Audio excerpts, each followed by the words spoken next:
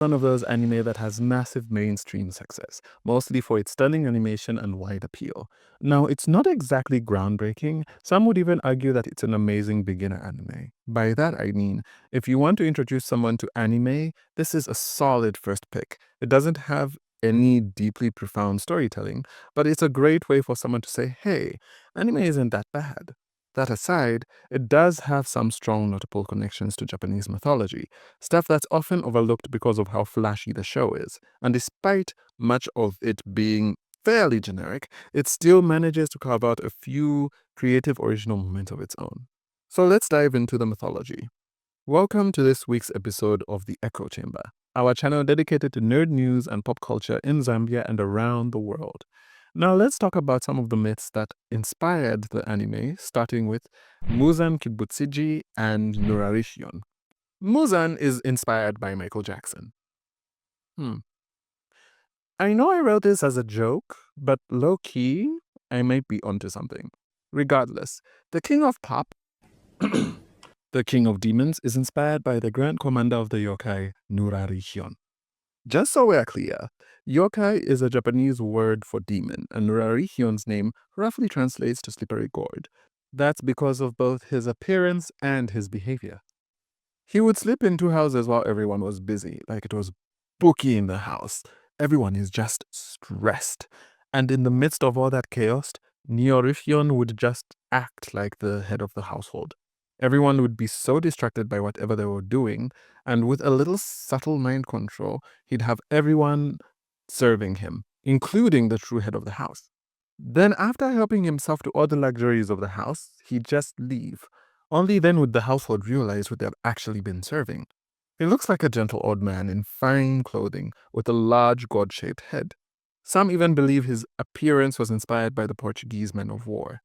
I am sure you could see the resemblance. Nezuko Kamado and Yuki Onna. Nezuko Kamado is the half-demon sister of Tanjiro, the main character in Demon Slayer, and is inspired by the tale of Yuki Onna. The tale goes like this. A master and his student were trapped in a winter storm and fell asleep inside their abandoned home. They were visited by a beautiful ethereal yokai. The student woke up horrified to see that the spirit was blowing his old man, and he could do nothing but watch. Okay, I see how I could have worded that better. To clarify, the yokai was blasting the old man with icy wind till he died of hypothermia, and the student was magically paralyzed and forced to watch in horror. Then Yuki turned to do the same thing to the student, but apparently Yuki thought the guy didn't look half bad. Pretty privilege at its finest. So she spared him but made him promise never to tell anyone what had happened, or she would return to kill him. Much later, he had married a strangely ethereal beauty who never aged despite having 10 kids. Damn!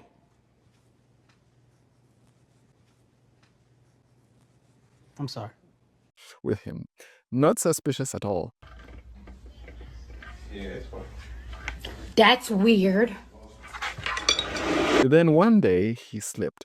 He forgot about the promise he'd mentioned and had told his wife about the night Yuki had visited him.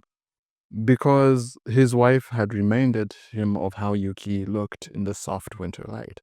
His wife promptly turned into the yokai in question. Shocker.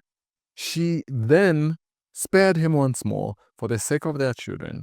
And that's just how the marriage finished, yo.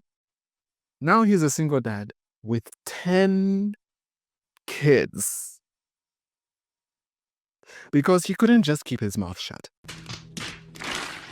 How does this tie back to Nezuko? Well, the beautiful woman who can transform into a beautiful monster at will, sweet and adorable in a human form, but dangerous and highly unstable in her monstrous form.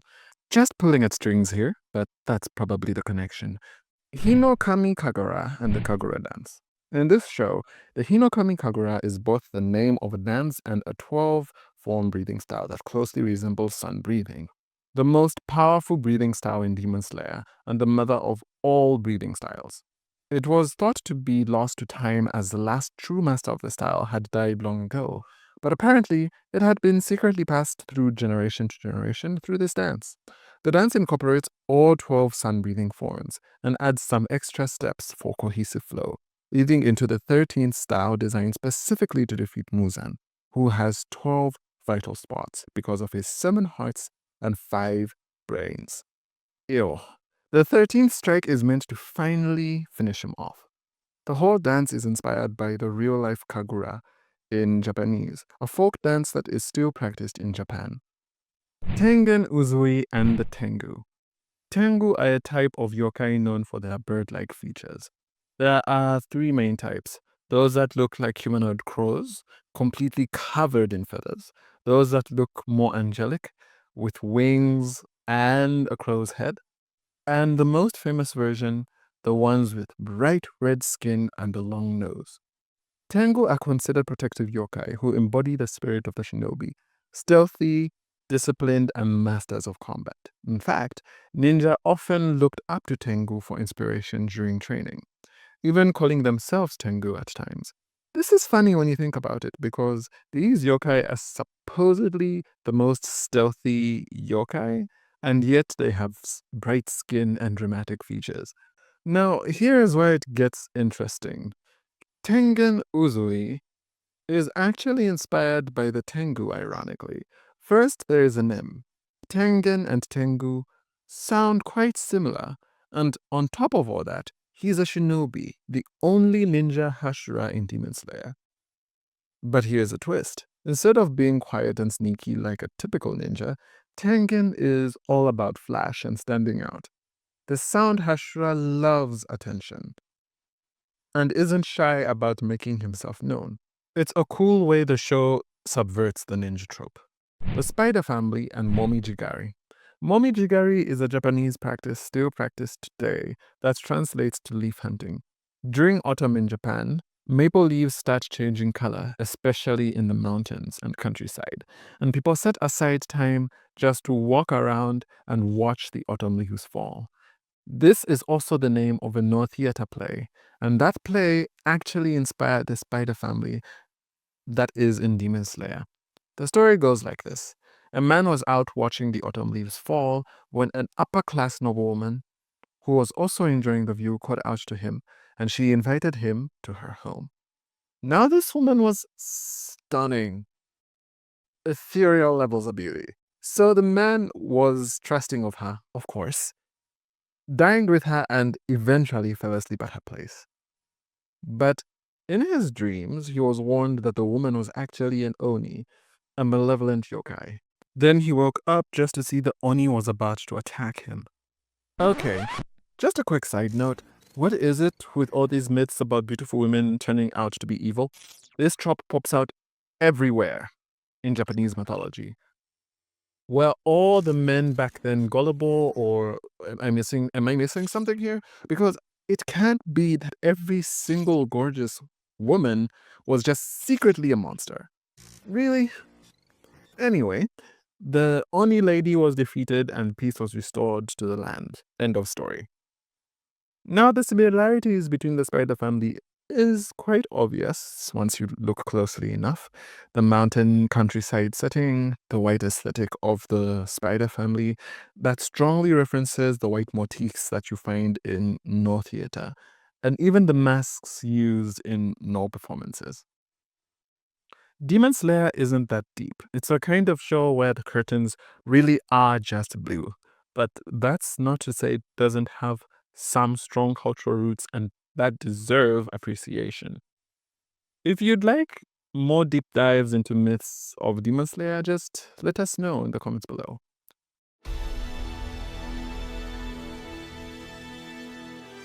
最終局面という言葉が何度も頭をよぎる。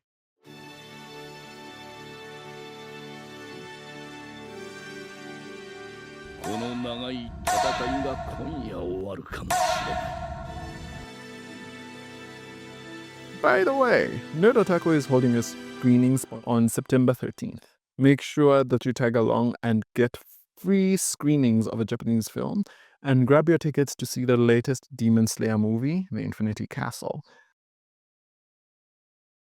And if you can't make it, don't worry, you could always watch it at home. on the Crunchyroll app or site. Hope to see you there though. This has been the Echo Chamber, signing out.